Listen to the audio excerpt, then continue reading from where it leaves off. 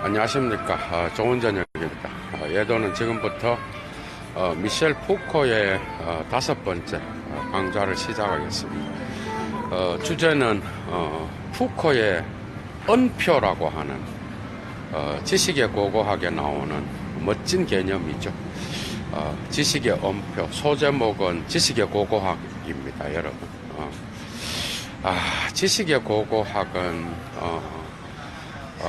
푸코가 어떻게 보면은 말과 사물에서 마르크스를 19세기의 그 리카르도의 경제학 수준의 어떤 에피스테메에 속한다, 이런 발언을 함으로써 이 에피스테메가 투쟁하는 주체에 의하여 변형되지 아니하고 주체를 형성하는 이런 개념으로 어떻게 보면은 구조주의적 보수주의로 나간 거에 대한 비판을 받게 됩니다, 여러분.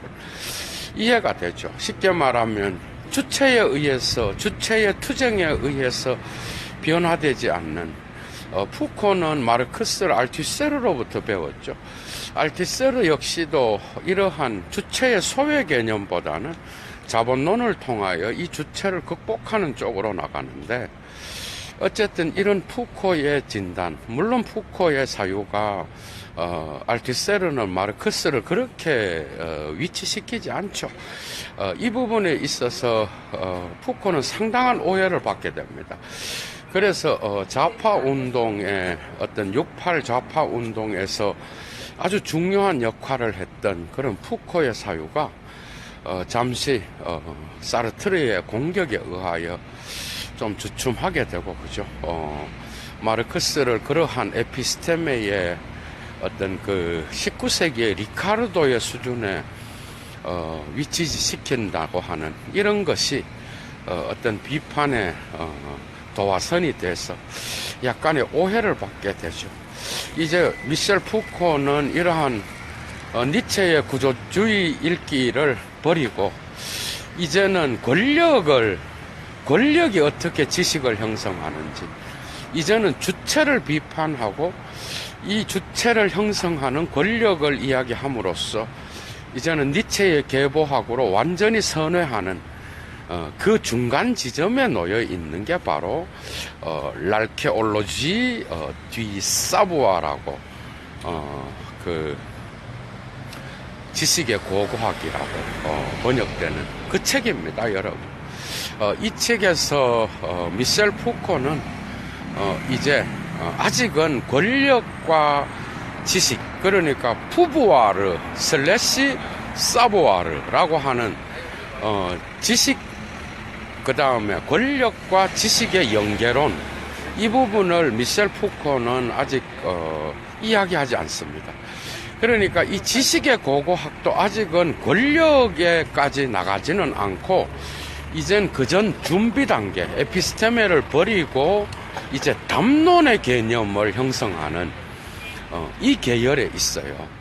그러니까 권력과 지식의 연계로는 사실은 1970년도에 꼴레주 드 프랑스의 교수가 되면서 미셸 푸코가 거기에서 교수 부임 연설을 하게 되는데, 취임 연설, 거기에서 나타나는 작품이 바로 로드러 그 디스쿠어라고 하는 그 담론의 질서라고 하는 논문입니다. 거기에서 비로소 최초로 이제는 권력과 지식의 연계론을 이야기하면서 그 담론의 질서에 권력 지식 연계론을 적용시킨 작품이 바로 감시와 처벌이고 성의 역사 1권입니다. 그러니까 이쪽으로 가게 되면은 이제 권력과 지식의 연계론을 이야기하게 되는데, 여기에서는 상당히 비판적인 거죠. 그러한 사회 비판적 니체 냄새가 제대로 나죠. 그런데 말과 사물에서는 마치 에피스테메가 어떤 그 주체를 형성하기 때문에 어떻게 보면은 계급투쟁이라든지 알티세르가 말한 주체의 계급투쟁이라든지 칼 막스의, 그 다음에 그 사회 안에서의 부정부패를 주체의 투쟁을 통하여 극복하려고 하는 이러한 어떤 그 기제가 푸코한테 빠져 있다라는 거야. 그래서 너는 구조주의자다. 너는 반마르크스주의자고 너는 부르주아의 이론을 옹호하는 그 당시 프랑스도 상당히 여러분 리얼했죠. 그죠? 그러니까 이런 반마르크스주의자고 부르주아의 문화를 옹호하는 그런 철학자다. 너는 이런 비판을 듣게 되었을 때 그는 상당히 어떻게 보면 기분이 상당히 안 좋았을 거예요. 어쨌든 사르트르는 후설의 현상학을 가지고 하이데거의 해석학과 후설의 현상학을 가지고 마르크스적 읽기를 통하여 상당히 마르크스주의적 냄새가 많이 나죠, 사르트르는. 그래, 그 점에서는 약간 좀 부정적인 그러한 취급을 받았습니다. 말과 사물이. 그러니까 이 부분을 이제 푸코는 니체의 역사관, 예도가 이야기했던 그 형벌에 대한 목적과 근원의 개념을 바꾸면서 구조주의적으로 그걸 읽었단 말이지. 그러나 초기의 광기의 역사에서도 사실은 그러한 비판의 기제가 많이 발견됩니다. 그런데 구체적으로 이러한 지식과 권력 연계라고 하는 이 푸부아르 슬래시 사부아르라고 하는 이 연계 개념은 아직 적용이 되지 않고 마치 이 에피스테메가 주체를 결정한다면 우리가 이 사회에서 투쟁할 이유가 뭐가 있는가, 이런 방식의 비판을 들을 수 있었다는 겁니다. 여기에 대하여 이제 미셸 푸코는 그 권력을 이 사회가 어떻게 규율적 권력이 이 사회를 통제하는지를 이야기하면서 주체는 수동적으로 거기에 따르지만 이러한 전체적인 미시 물리학을 통하여 이 사회 구조를 파헤치면서 이 주체에 대한 어떤 이러한 저항 능력을 다시 한번 비판적 어떤 능력을 칸트의 계몽이란 무엇인가를 갖고 와서 끊임없는 비판의 기제를 부여해주는 이런 후기 철학으로 나가게 되는 거죠. 그 중간 지점에 지식의 고고학이 서 있습니다, 여러분.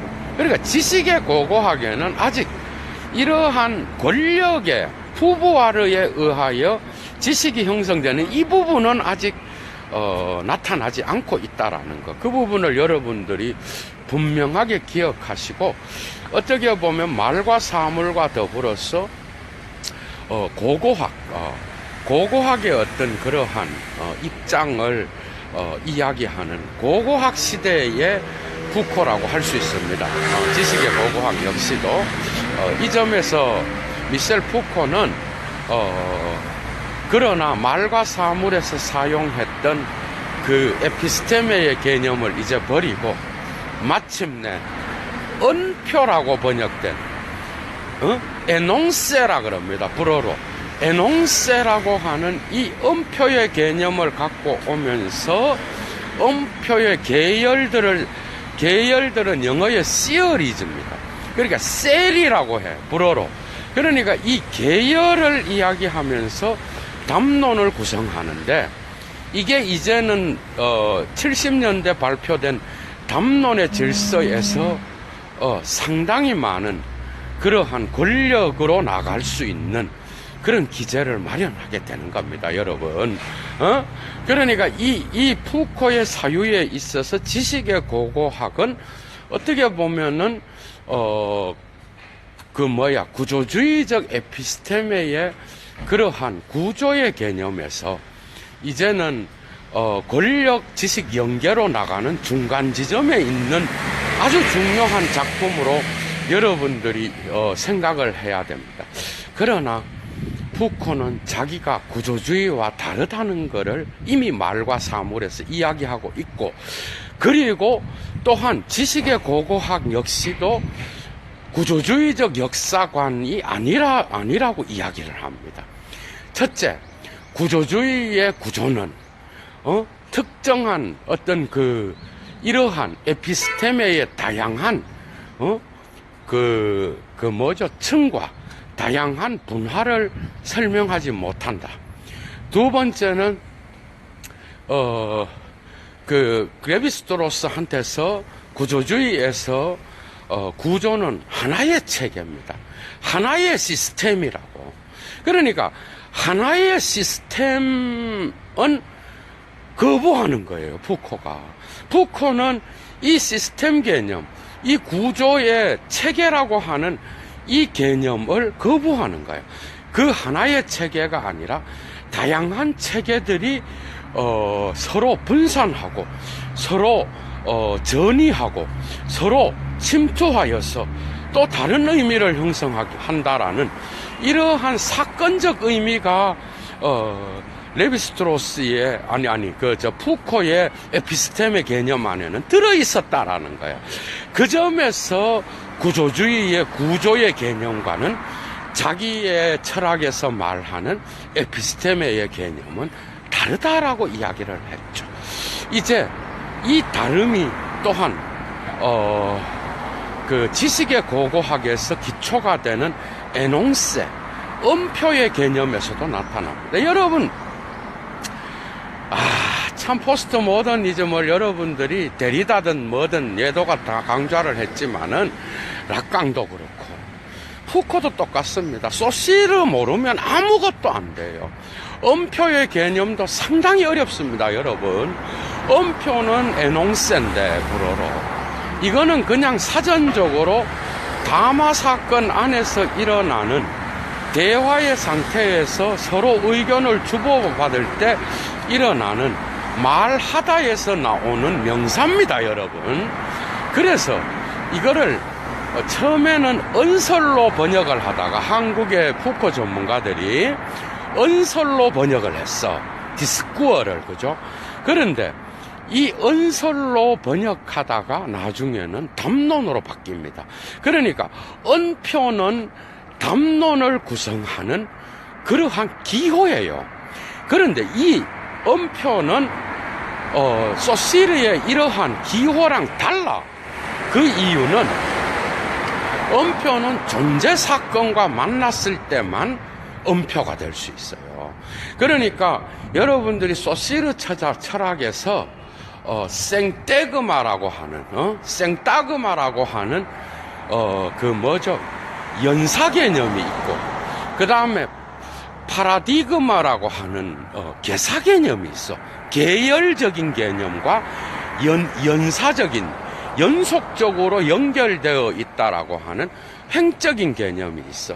예도는 산책을 한다. 뭐죠? 예도는 산책을 한다라는 건 뭐야? 뭐예요? 그거는 연사죠.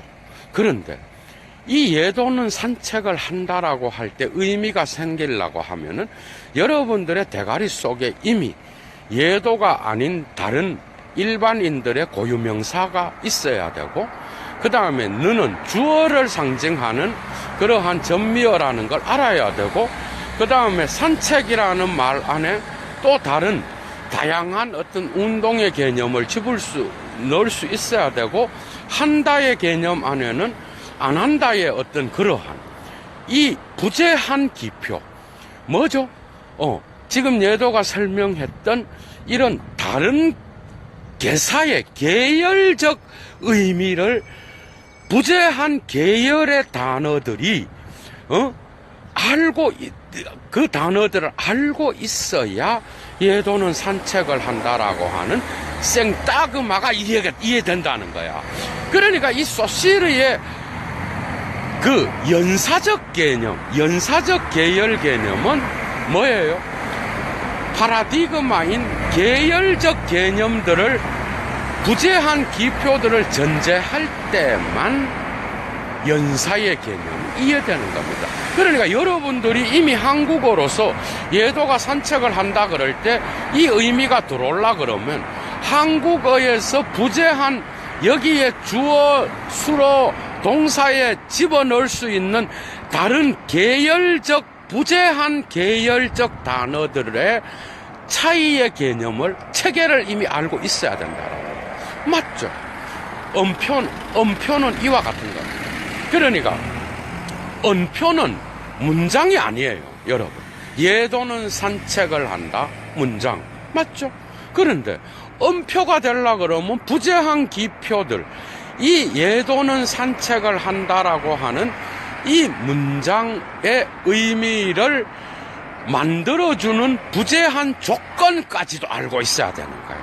그러니까 소시르의 언어 철학에서의 계열적 파라디그마를 알고 있어야 생떼그마, 연사의 개념이 이해가 되는 거야. 이제 이해가 되죠.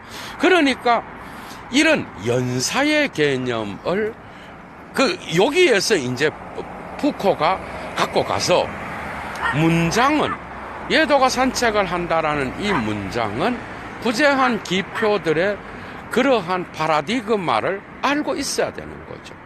이때 따라서 이러한 보이지 않는 무의식적 조건들을 전부 다 함께 포괄했을 때에야 비로소 미셸 푸코의 철학에서 이 의미가 드러나는 거예요. 그러니까 에농세, 음표가 되기 위하여서는 이러한 조건들을 함께 나타내 주어야 하는데, 그렇다 그러면 문장은 당연히 음표가 될 수 없어요.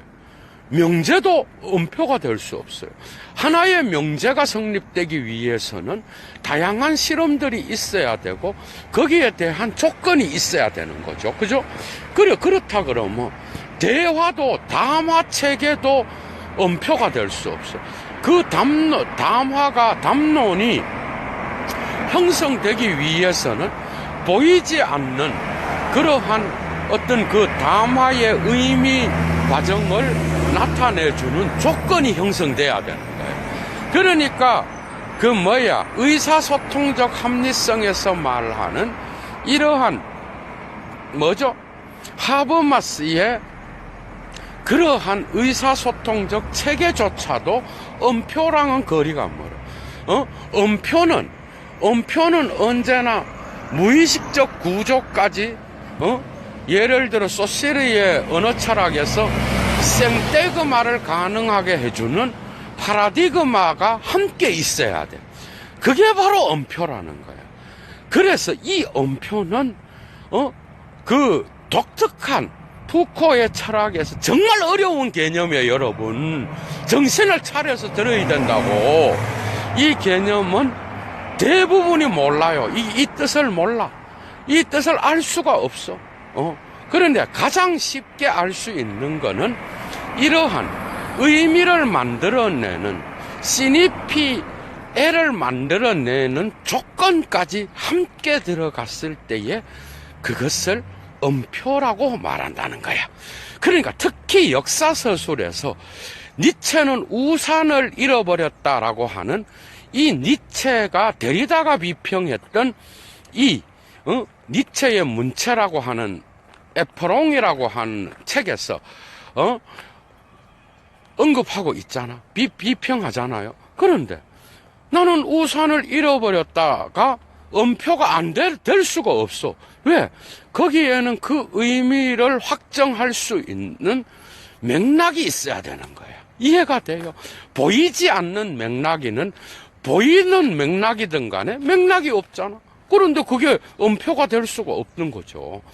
이런 점에서 이 보이지 않는 이러한 조건을 전제할 때에 여러분들 여기에서 이미 니체 냄새가 납니다. 한번 보셔요. 니체 역시도 이 보이지 않는 무의식의 개념을 까잖아. 여러분들 이 보이지 않는 이러한 조건을 함께 고려하지 않으면 그거는 음표가 될 수 없는 거야. 그래서 음표는 언제나 존재 사건을 나타내는 거야. 여러분 독특하지 않나요? 그러니까 하이데거와 바디유가 마치 들어온 것 같아. 그러니까 음표가 되려 그러면 존재 사건, 기호가 존재와 만나야 되고, 이 기호가 존재와 만났을 때에 그 순간순간의 의미체는 각각 달라요. 딴 놈이 말하면 그 의미가 또 달라져. 예도가 하이데거 강좌를 할 때랑 딴 전문가가 하이데거 강좌를 할 때는 기본 개념들은 맞을 수 있지만 공부했던 패턴이 다르기 때문에 다를 수밖에 없어요, 여러분. 그런 것처럼 매 순간의 엄표는 그 의미가 다르게 확정된다라는 거야. 구조주의가 박살나는 순간입니다, 여러분. 그러니까 이러한 사건의 개념이 그 푸코한테는 들어와 있어요, 여러분. 여러분들이 구조라는 건 뭐야? 구조라고 하는 거는 레비스트로스가 단 한 번도 이 구조를 사건과 대비시키잖아. 그런데 이 구조는 언제나 사건을 흡수해 버립니다, 공간으로. 그러니까 이 사건이 돼버리면 구조가 더 이상 아니야.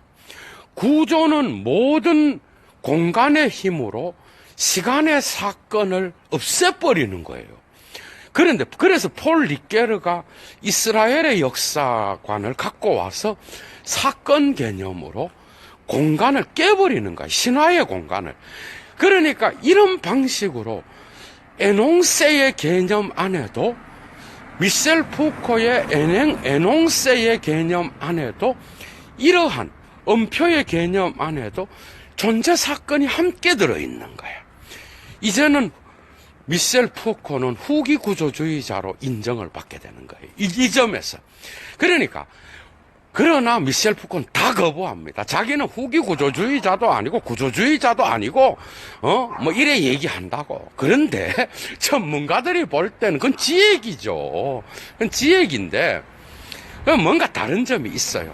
그 구조주의와는 초기의 말과 사물도 구조주의랑은 달라요, 에피스템의 개념이.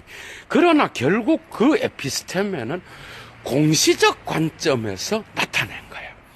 그러니까 통시의 관점에서 에피스테멜은 분석하게 되면 그거는 역사의 연속성이 돼버려요. 그러니까 공시의 관점이 나타나는 거예요. 그 점에서 구조주의적 냄새가 난다는 거예요.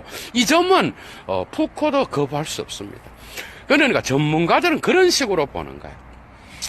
그런데 미셸 푸코가 이제는 이 에피스테메 안에 더욱 강력한 운동의 개념을 집어넣는데 그게 바로 엄표입니다.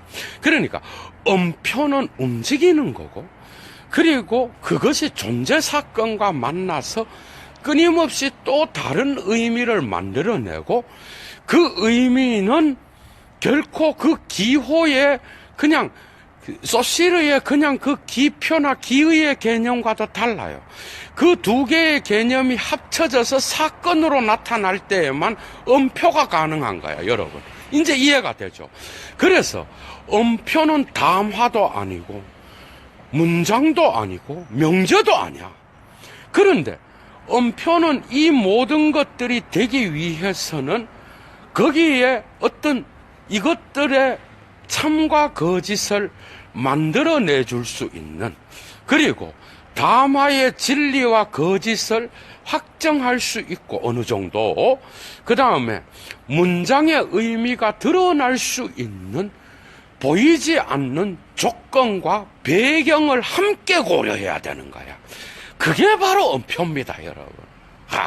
정말 그러니까 에농스는 당연히 이제는 에피스테메가 아니라 다양한 에농스가 있고, 이 엄표들은 또한 특정한 계열을 만들어 철학사에서의 엄표가 있고, 문학사에서의 엄표가 있고, 과학사에서의 엄표가 있습니다. 그러니까 이런 엄표들이 이제는 계열을 만들어서 다양한 계열을 구성하고 그 계열들을 분화시켜서 구분하고 그 계열들을 형성하는 게 바로 고고학입니다. 지식의 고고학이었어. 그러니까 이 계열들을 구성하면서 나타나는 개념이 하나가 더 있는데 그게 바로 담론입니다. 그러니까 담론은 동일한 계열에 속하는 음표들의 집합이에요. 그러니까 에농서들이 동일한 계열에 있는 음표들의 집합을 담론이라 그러는 거야. 그럼 담론은 한 게 아니야. 아니요. 담론은 또 거기에서 또 이 담론이 있고 또 저 담론이 있고 담론이 형성되는 운동 과정의 요소로서 에농세는 또한 활동을 하는 거예요. 그래서 이 지식이 만들어지는 거는 결국 사부아가 만들어지는 거는 뭐예요? 특정한 그 시대의 특정한 분위기, 특정한 그 시대의 어떤 뭐죠? 에피스테메라고 표현될 수 있는 그러한 시대의 어떤 그 중요한 특정 개념에 의하여 이 진리가 판별될 수가 있는데 사실 이 지식의 고고학은 여러분들이 니체를 지금 하고 니체를 또 알아야 되는 거야. 니체가 여러분들 선악의 저편에서 진리의 의지를 이야기하잖아. 빌레주얼 바르하이트를 이야기하잖아. 진리의 의지.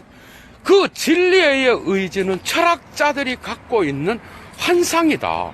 이 개념을 어떻게 보면은 푸코가 지식의 고고학에서 철학을 까는 개념이라고.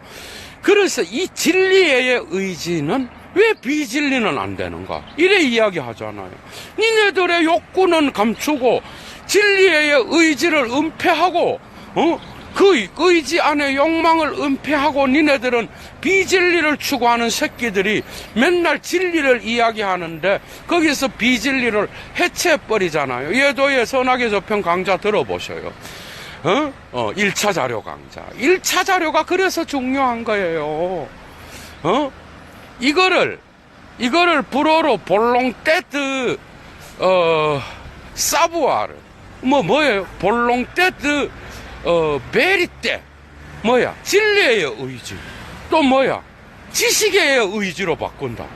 그래서 모든 지식은 그 시대에 의지가 있다라는 거야. 그러니까 여러분 한번 봐봐. 여러분 그러니까 진리는 어떤 특정한 어떤 그 보편적인 어떤 그 이성의 주체에 의해서 보편적 어떤 역사에 의해서 진리로 기록되는 게 아니라는 거야. 니체를 따르고 있어요. 그런데 여기에서 푸코의 모든 사유를 다 이야기할 수는 없지만 중요한 사유입니다. 제가 몇 개를 짚어드릴게요.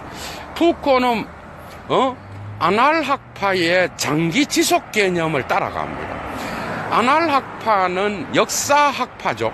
그런데 이 프랑스의 역사학파에서 중요한 장기 지속 개념이 뭐야?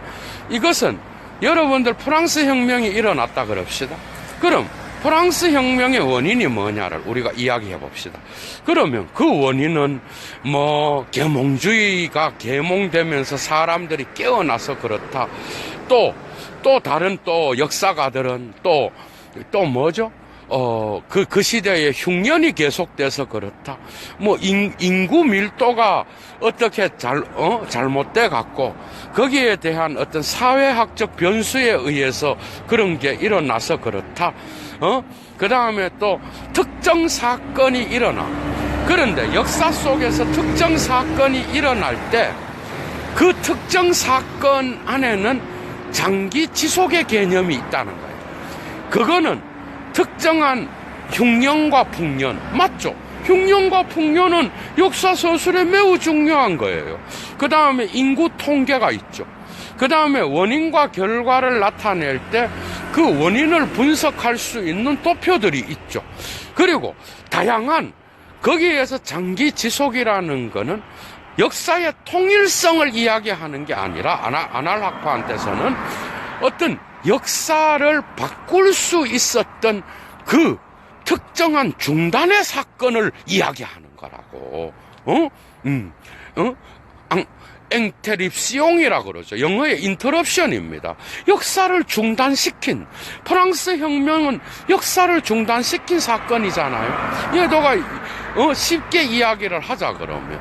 그래서 거기에서 이 역사를 중단시킨 변수들이 뭐였는지, 항수가 아니라 변수들의 다양한 그 신뢰들을 이야기하고 그걸 분석하고 그걸 종합해서 역사 분석에 그걸 집어넣는 겁니다.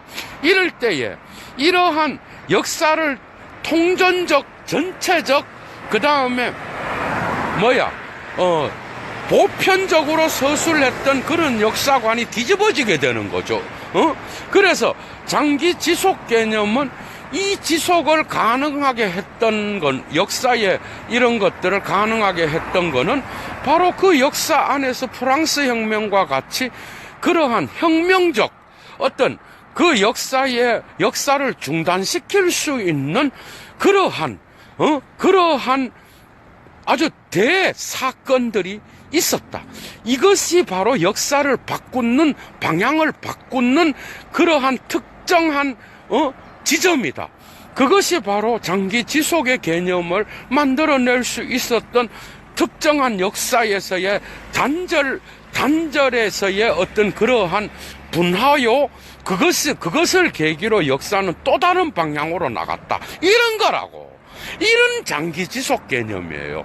두 번째, 바슐라르가 말했던 상상력 개념이 있어요.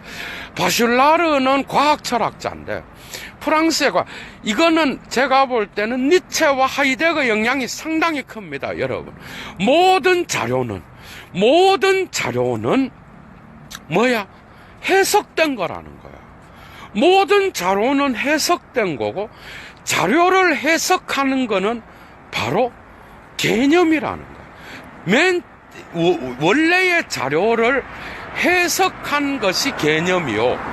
이 해석된 자료를 설명하는 게 이론이라고 말한 자예요. 그러니까 그래서 모든 역사는 불연속적인 거예요. 과학의 역사도.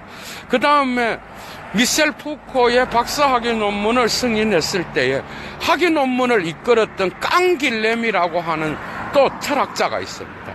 이 깡길렘의 철학에서 또 중요한 개념을 또 갖고 오는데, 이 깡길렘이 그런 말을 했어요. 제가 지금 말을 바꿔 했네. 깡길렘이 바로 모든 자료는 역사요, 그리고 모든 자료는 해석이요, 그 해석은 해석된 것을 설명하는 게 이론이라 그랬어. 그래서 역사의 불연속성을 강조했던 자고, 그 다음에 바슐라르는 모든 과학의 역사에서 그 역사에서 과학의 특정한 역사를 이끌어 갔던 게 상상력이라고 보는 거야. 이성이 아니라고 보는 거야. 그러니까 토마스 쿤의 과학혁명의 구조를 이미 예시하는 그런 학자들이 상당히 많았어요, 프랑스에도. 그러니까 특정 과학의 이론은 특정한 기간에 장기 지속되지만 그것이 완전히 뒤집어질 때는 이것이 이성의 작용에 의해서가 아니라 상상력의 작용에 의해서 일어나기 때문에 과학의 역사 역시도 불연속성 안에서 고찰해야 된다라는 거. 이게 문학에도 갑니다. 문학에서 특히 푸코가 중요하게 여기는 자가 바로 요즘 소르본느 형님이 중요하게 여겼던 블롱쇼, 그 다음에 블롱쇼하고 바따유입니다. 그러니까 이 두 사람 역시도 니체를 연구한 자들이에요. 그러니까 여러분들이 알아야 되는 게 문학의 역사 역시도 이러한 단절과, 그죠? 불연속을 소중히 여겨야 되는 것이지, 이성으로 모든 것들을 통합하는 이런 역사관은 하나의 담론 형성에서 배제를 했던 다른 담론의 억압의 흔적이 있다라는 거예요. 그래서 이 전체적인 학자들의 지식의 고고학을 형성할 수 있는 학자들의 이 단일한 구호가 바로 불연속입니다, 여러분. 연속의 역사, 원인과 결과를 추론하여 연속을 만들어내는 이런 역사관을 다 거부하는 거라고. 이해가 되죠? 여기에 바로 니체가 들어있는 거예요, 여러분. 니체의 이 목적과 근원이 다르다. 예도가 도덕의 계보학 12절을 탁월하게 여러분들한테 원서로 강의를 했었잖아요. 모든 역사는 목적이 있다. 오케이. 해결을 따라서 목적을 전제할 수 있어요. 그런데 이 목적은 원인과의 인과관계를 갖고 있다는 거거든. 니체는 이거 아니라는 거거든. 모든 형별의 역사는 인과성이 아니라 근원을 갖고 있지만 이 근원은 결코 목적을 통하여 합리화될 수 있는 추론의 연쇄작용이 아니라는 거거든. 추론의 연쇄작용과 표면의 차이를 만드는 그런 역사의 연속성을 만들어내는 게 아니라는 거예요, 여러분. 그게 아니고 니체가 말했던 역사관이 뭐야? 이 근원과 목적 사이에는 언제나 시대별로 더 큰 힘이 나타나서 작은 힘을 억압했던 흔적이 있는 거야. 이 흔적은 역사 속에, 역사의 표면의 차이 속에서는 기록되지 않는 여백의 공간에 있는 거예요, 여러분. 이 점에서 데리다와 푸코는 같이 갑니다. 이런 부분들은 이제 이해가 되죠. 그러니까 이런 니체의 사유에 상당히 많은 도움을 받았겠죠. 지식의 고고학에서 알케올로지라고 하는 이 개념은 자기가 니체의 계보학을 재서술한 거라고 이야기하잖아요, 푸코가. 그러나 이런 다양한 것들 안에는 이런 해석학적이고 뭐예요? 자기 선생의 깡길렘의 철학과 같이 해석학적인 요소가 들어있고 그 과정에서 이성을 깰 수 있는 상상력을 중요히 여기는 바슐라르의 이론도 있고, 그 다음에 단절과 역사에서의 단절과 어떤 그 불연속을 강조하는 그러한 불롱스의 사유가 들어있다라는 얘기야. 그 모든 것들을 통합하여 미셸 푸코는 자기의 지식의 고고학을 서술하고 있다는 겁니다. 그러니까 지식의 고고학에 이러한 사유들을 여러분들이 영향을 받은 사유들은 그 정도 여러분들이 알고 있으면 1차 자료를 읽는 데에 큰 어려움이 없을 겁니다. 그렇다고 여러분들이 한번 생각해 봅시다.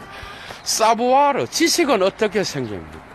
지식은 지식의 의지가 만들어낸다는 거예요. 다시 말하면 이거는 니체의 말인데 푸코는 이래 생각했어요, 여러분. 여러분, 동성연애자들이 그 시대에 인정 못 받았죠. 오늘날도 한국 사회에서는 인정을 하지만은 이상한 눈으로 보는 자들이 상당히 많습니다. 오늘날 한국의 개신교 역시도 이 부분을 못 받아들이고 있어요. 푸코는 동성연애자로서 그 당시에 사회 중심부에서 인정받지 못했습니다. 사회 중심부에서 그는 언제나 그 부분이 왜 이걸 비정상이라고 사람들이 규정할까? 왜 이것을 이 동성연애를 비정상이라고 규정하는 이 지식은 어디서 왔을까? 여러분 생각하지 않았겠어요? 그리고 그렇다 그러면 이 지식이 만들어진 거라 그러면 왜 이거를 비정상이라고 오늘날 규정할까? 그래서 그는 이제는 과학사를 뒤지기 시작합니다, 여러분. 자, 봐요. 과학에서 갈릴레오가 지동설을 이야기하고, 그 다음에 코페르니쿠스가 자전과 공전을 이야기하잖아요, 여러분. 그것이 인정받기까지 갈릴레오로부터 360년이 걸려서, 사회가 그 진리를 받아들입니다, 여러분. 그렇다 그러면, 거기에, 과연 이 과학사에서 나타나는 진리의 의지는 뭐냐는 거예요, 여러분. 그 진리의 의지가 이성의 보편적 담론에 의해서 진리로 확정되는 게 아니라는 거예요. 그 시대의 분위기가 결정하는 거고, 그 시대의 특정한 집단 에피스테메가 그걸 결정한다라는 거예요. 지식은 그런 식으로 만들어지는 거지 결코 지식이 어떤 보편 이성에 의해서 확증됐기 때문에 그게 진리로 통용되고 지식으로 통용되는 게 아니라는 거예요. 그래서 이 지식이 만들어질 때는 언제나 음표들을 통하여 나타나며 이 음표들은 담론을 구성하는데 언제나 그 시대의 특정한 어떤 음표와 담론은 형성되는 과정에서 다른 담론들을 억압한 흔적이 있는 거예요. 여러분 봅시다. 데카르트로부터 칸트를 거쳐서 헤겔에 이르는 이성 중심의 이 철학은 언제나 진리에 대한 의지로서 철학에서 표명되었습니다. 여러분, 니체가 나타나기 전까지만 해도 이 철학들은 최고의 철학에서의 진리로 통용되었던 거야. 맞죠? 지식은 언제나 그렇게. 그러나 이렇게 형성된 지식의 배후를 들여다보면 이게 바로 니체라는 거예요. 이 담론 안에는 음표들의 움직임이 있고 사건이 있는데 이걸 들여다보면은 이 이성 빼고 비이성과 그 다음에 이성에 대립되는 모든 담론들을 바깥으로 추방한 흔적이 있는 거예요. 이 여백의 공간을 사유해야 되는 게 데리다고 이 담론의 질서 바깥에 있는 이 바깥에를 사유해야 된다는 게 미셸 푸코라고. 이제 이해가 됐어요. 이 바깥의 사유는 블롱쇼도 이야기했습니다. 그러니까 이건 니체가 역사의 표면에서 나타나는 평면적 차이를 통해서는 도저히 드러나지 않는 거예요. 심층으로 들어가야 되는 거예요. 평면적 차이라든지 또한 이 평면적 차이를 만들어내는 표면의 질서를 갖고는 이 역사학의 이러한 원인과 결과를 통하여 원인을 결과로부터 추론하든지 이런 방식을 갖고는 이 역사의 담론에서 배제된 또 다른 담론들을 찾을 수가 없는 거예요. 이제 이해가 되지. 그러니까 니체가 계보학으로 들어간 거잖아.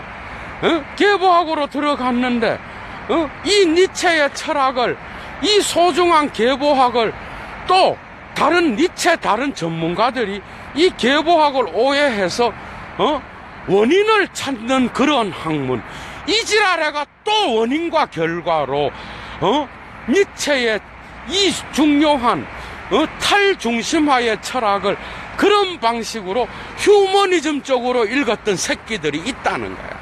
이걸 거부한다는 거예요. 칼 막스의 그 소중한 탈중심화, 그 다음에 프로이트의 탈중심화의 철학, 무의식의 철학, 그 다음에 구조주의의 탈중심화를 휴머니즘으로 읽음으로써 또다시 중심화시켜서 이러한 탈중심화의 담론 안에 나타나는 이 무의식의 다른 담론들을 드러내게 해주는 이런 학문까지도 전부 다가 인문주의라고 하는 그 이름 하에 또다시 어떤 담론의 질서로 화해시켰던 이러한 인문주의에 대하여 반인문주의로 나가야 된다는 거예요. 반해석학적이고 반역사적인 그런 방법만이 이 시대의 지식의 어떤 그 의혹의 해석학을 지식이 만들어지면서 배제했던 다른 담론들의 계열까지도 바라볼 수 있다라는 거야. 역사의 생태그마 배후에 역사의 파라디그마를 봐야 된다라는 거야. 이제 이해가 되죠. 표면을 봐서는 도저히 드러나지 않는 진리의 의지의 욕망을 드러내야 된다라는 거야. 지식의 의지의 욕망 배후에는 그 시대에 통용되었던 어떤 담론의 중심, 이성의 중심, 배후에서 밀려났던 그러한, 여백으로 밀려난 담론들을 읽어야 된다라는 거죠. 이게 바로 지식의 고고학에서 가르쳐 주려고 하는 푸코의 어떤 그러한 역사관입니다, 여러분. 그러니까 푸코는 반해석학적인 거예요. 해석학은 뭐야? 여기에서 하이데거랑 달라. 하이데거의 해석 개념은 받아들이는데, 하이데거와 가다마의 해석학에는 반대하는 거예요. 왜? 과거는 역사의 영향사에 의해서, 그죠? 영향사에 의해서 나에게 영향을 미치는 거잖아. 맞죠? 영향을 미친다라는 게 뭐야? 거기에는 의혹의 해석학이 들어갈 수가 없어요. 왜? 그 과거 자체가 표면의 역사만을 나타내 주는 거거든. 과거의 역사가 뭐 어떤 담론에 의하여, 어떤 담론의 질서에 의하여, 어떤 엄표들에 의하여 그 엄표들이 나타날 때, 사건으로 나타날 때 다른 엄표들을 없애고 그 엄표들이 담론을 구성했는지, 이 의혹의 해석학은 불가능한 거예요. 그래서 자기의 고고학은 반해석학적이고 반역사적이다는 거야. 반역사적이라는 건 뭐예요? 반역사적이라는 거는 그 역사의 표면을 연구해서 원인과 결과를 추론해내는 이러한 역사학에 대하여 전체의 역사, 전체 보편사를 이야기하는 이 모든 철학에 대하여 자기는 저항한다는 거예요. 그래서 고고학을 쓰겠다라는 얘기예요.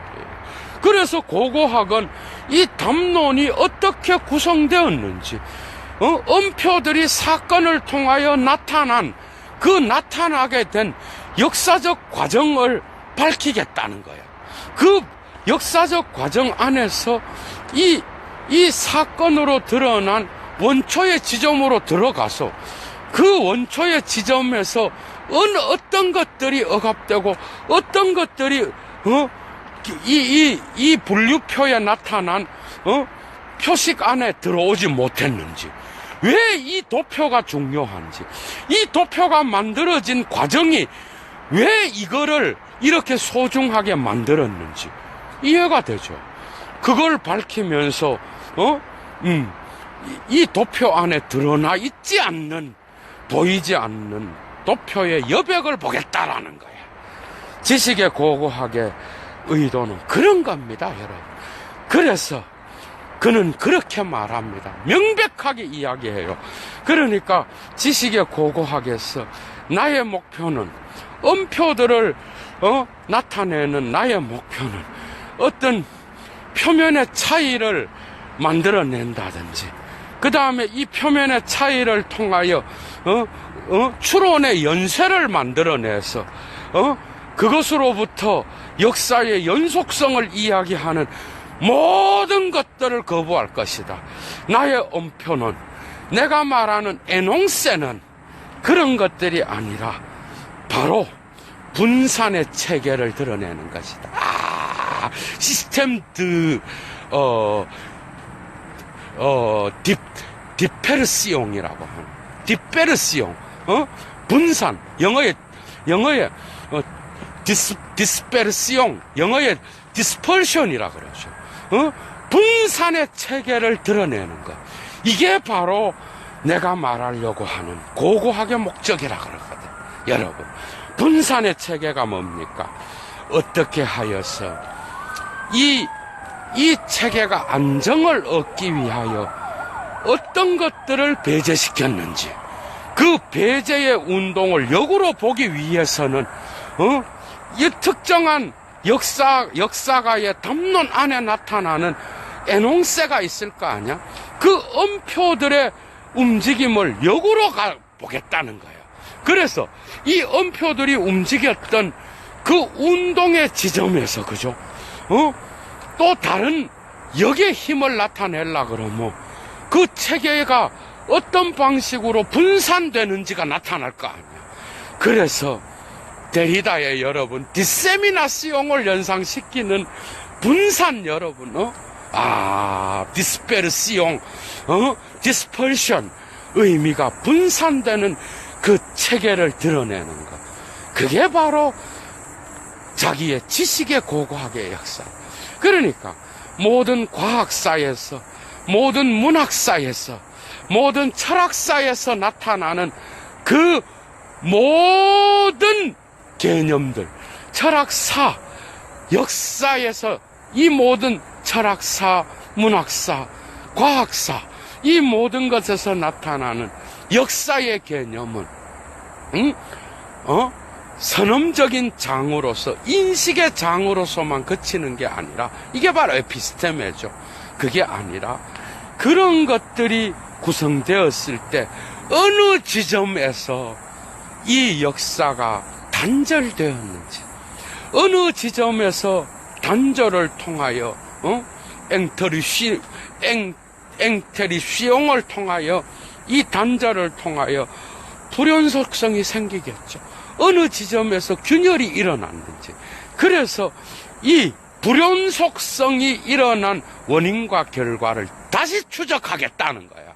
그래서 이 단절의 역사에 집중하면서 미시물리학적 그러한 세밀한 눈을 가지고 역사를 재구성하겠다는 거예요.